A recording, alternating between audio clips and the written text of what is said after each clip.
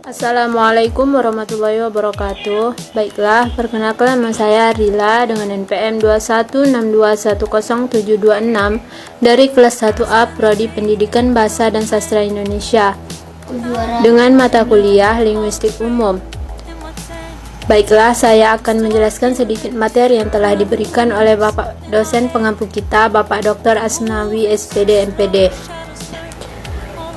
Judul dari materi yang akan saya sampaikan yaitu objek linguistik, yaitu bahasa. Yang pertama, sebagai objek kajian linguistik, bahasa menyimpan sejumlah problem atau persoalan yang harus dikaji dan dijawab oleh para ahli bahasa. Yang kedua, setiap problem kebahasaan pada akhirnya melahirkan disiplin ilmu tersendiri. Kemudian disiplin ilmu itulah yang akan menjadi cabang-cabang linguistik. Kemudian di berbagai belahan dunia, bahasa memiliki istilah yang berbeda. Yang pertama Jawa, yang memiliki istilah bahasa, yang artinya tutur kata, etika, unggah-unggah. Yang kedua Indonesia, memiliki istilah bahasa, yang artinya identitas pribadi dan alat berinteraksi. Yang ketiga Inggris, language, yang artinya human speech atau sistem turunan manusia. Yang keempat Jepang atau kokugo, yang artinya ungkapan batin. Yang terakhir Arab, yang artinya lugnatun atau bertutur serta ucapan. Kemudian kata bahasa dalam bahasa Indonesia memiliki lebih dari satu makna atau pengertian.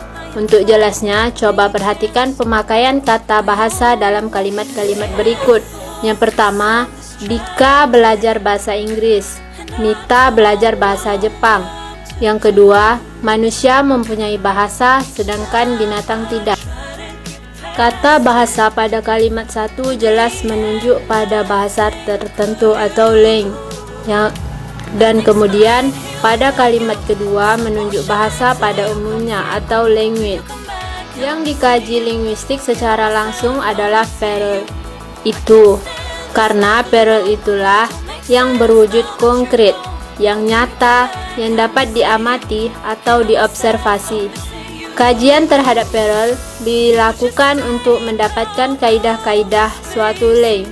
Dari kajian terhadap lang ini akan diperoleh kaidah-kaidah language, kaidah bahasa secara universal. Kemudian hakikat bahasa. Yang pertama, ciri atau sifat bahasa. Bahasa memiliki ciri atau sifat seperti berikut. Yang pertama, sebuah sistem. Yang kedua, berwujud lambang. Yang ketiga, berupa bunyi. Yang keempat, bersifat arbitrer. Yang kelima, bermakna. Yang keenam, bersifat konvensional.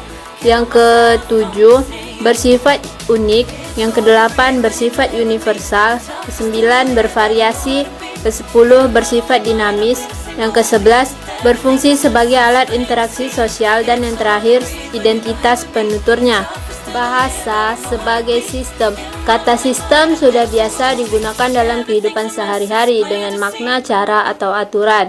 Sistem berarti susunan teratur berpola yang membentuk sesuatu keseluruhan yang bermakna atau berfungsi. Sistem dibentuk oleh sejumlah unsur atau komponen yang satu dengan lainnya berhubungan secara fungsional.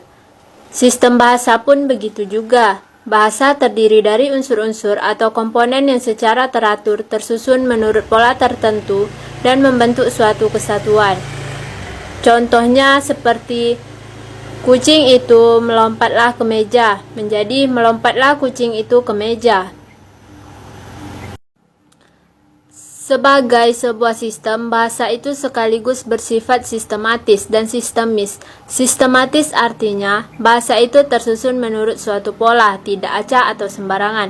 Sedangkan sistemis, bahasa itu bukan sistem tunggal, tetapi juga dari subsistem atau sistem bawahan, antara lain subsistem fonologi, morfologi, sintaksis, dan semantik. Yang satu terletak di bawah subsistem yang lain. Kemudian bahasa sebagai lambang.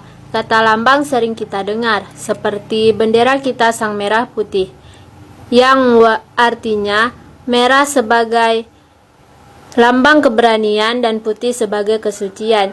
Jadi, apa itu lambang? Seorang Ernst Cassirer, sarjana dari filosof, mengatakan bahwa manusia adalah makhluk bersimbol. Kemudian, bahasa adalah bunyi. Bahasa adalah sistem lambang bunyi. Yang dimaksud dengan bunyi pada bahasa yaitu bunyi-bunyi yang dihasilkan oleh alat ucap manusia. Namun tidak semua bunyi yang dihasilkan oleh alat ucap manusia termasuk bunyi bahasa. Bunyi teriak, bersin, batuk-batuk bukan termasuk bunyi bahasa. Kemudian, bahasa itu bermakna. Sebagai lambang tentu ada yang dilambangkan. Maka yang dilambangkan itu adalah suatu pengertian, suatu konsep maupun suatu ide yang ingin disampaikan dalam wujud bunyi itu. Oleh karena itu, dapat dikatakan bahasa itu mempunyai makna. Kemudian, bahasa itu arbitrer. Kata arbitrer dapat diartikan sebagai sewenang-wenang, berubah-ubah, tidak tetap, maupun mana suka. Maksud dari istilah arbitrer itu adalah tidak adanya hubungan wajib antara lambang bahasa dengan konsep nama dan konstribusinya. Bahasa itu konvensional, meskipun hubungan antara lambang bunyi dan yang dilambangkannya bersifat arbitrer, tetapi penggunaan lambang tersebut untuk suatu konsep tetap terikat bersifat konvensional. Artinya, semua anggota masyarakat bahasa itu mematuhi konvensi bahwa lambang tertentu itu digunakan untuk mewakilkan konsep yang diwakilinya. Kalau misalnya binatang berkaki 4 yang biasanya dikendarai yang secara arbitrer dilambangkan dengan bunyi kuda, maka anggota masyarakat bahasa Indonesia semuanya harus mematuhi. Selanjutnya, bahasa itu produktif. Produktif adalah bentuk adjektif dari kata benda produksi. Arti produktif adalah bentuk hasilnya, atau lebih tepat terus-menerus menghasilkan. Umpamanya, kalau kita ambil fonem-fonem bahasa Indonesia, seperti huruf A, I, K, dan T, maka dari keempat fonem itu dapat kita hasilkan satuan-satuan bahasa.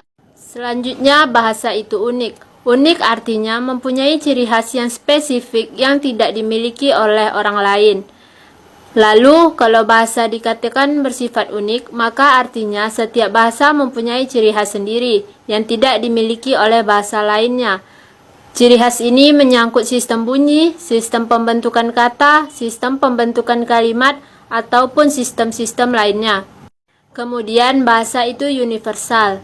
Misalnya, ciri universal dari bahasa yang paling umum adalah bahwa bahasa itu mempunyai bunyi vokal dan konsonan.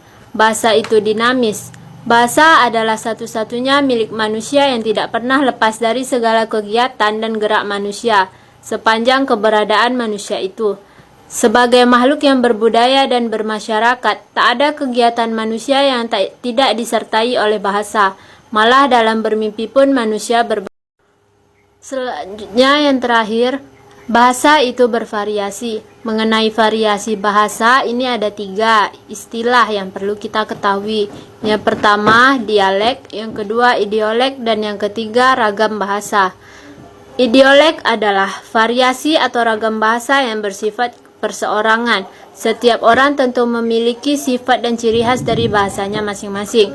Yang kedua, dialek adalah variasi bahasa yang digunakan oleh sekelompok orang masyarakat pada suatu tempat atau suatu waktu. Misalnya, waktu kita di Indonesia mengenal adanya bahasa Jawa dialek Banyumas, bahasa Jawa dialek Tegal, bahasa Jawa dialek Surabaya, dan sebagainya. Dan yang terakhir, ragam atau ragam bahasa adalah variasi bahasa yang digunakan dalam situasi, keadaan, atau untuk keperluan tertentu. Untuk situasi yang formal digunakan ragam bahasa yang disebut ragam baku atau ragam standar. Untuk situasi yang tidak formal digunakan ragam yang tidak baku atau ragam non-standar. Baiklah, hanya ini yang bisa saya sampaikan. Mohon maaf apabila ada kesalahannya. Terima kasih atas waktunya. Saya akhiri. Wassalamualaikum warahmatullahi wabarakatuh.